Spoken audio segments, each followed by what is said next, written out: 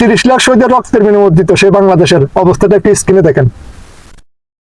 মধ্যবিত্ত হইতে, রাজনীতিবিদ হইতে, কর্মজীবী হইতে, নিম্নবিত্ত হইতে কেউ নিরাপদ নয়।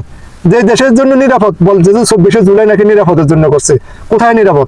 কোথায়? টাকার এফিড আর ওফিড দুইটাই তো সমান। একজন অপরাধ করছে মানলাম, সে অপরাধ করছে, তার বিচার হয়ে গেছে, আপনারা বাংলার জনগণের মাটি দিয়ে দিচ্ছেন, তাকে বিচার করছেন, আন্দোলন করে তাকে সরিয়ে দিচ্ছেন। কিন্তু আপনারা যে সেম অবস্থায়, আপনারা নিজের স্বার্থের জন্য করছেন, দেশের স্বার্থের জন্য না।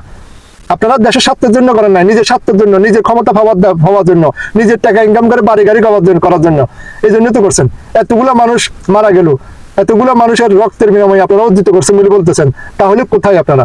সেই দেশটা তো ডেভেলপ করেন নাই, আরো ধ্বংস করে দিচ্ছেন। আপনারা কি অর্জিত করছেন? ধ্বংস করে দিচ্ছেন। তাহলে দেখেন, একটা খেটে খাওয়া মানুষ, নিম্নবিত্ত মানুষ, একজন অটোওয়ালা, অটো প্যাসেঞ্জার, সে আবার অটোওয়ালার মারি রাস্তার মধ্যে ফেলে চলে যায়, দিন দুপুরে সিসি ক্যামেরাতে ফুটেজ দেখছেন তো। তাহলে কোথায় ডেভেলপ করছেন? কোথায় উন্নত করছেন? কোথায়? একজনে অপরাধ করছে, আপনি অপরাধ করছেন, তাহলে তো সেম টাকার এই ফিড আরো ভিড় হয়ে গেলেন। অপরাধটা কোথায়? আপনি তো ভালো করলেন না কিছু।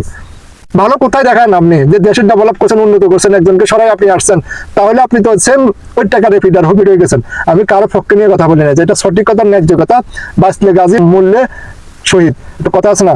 আপনার ন্যায্য কথাটা বলছি, অবশ্যই কমেন্টে জানাবেন সঠিক কথা বলছি কিনা।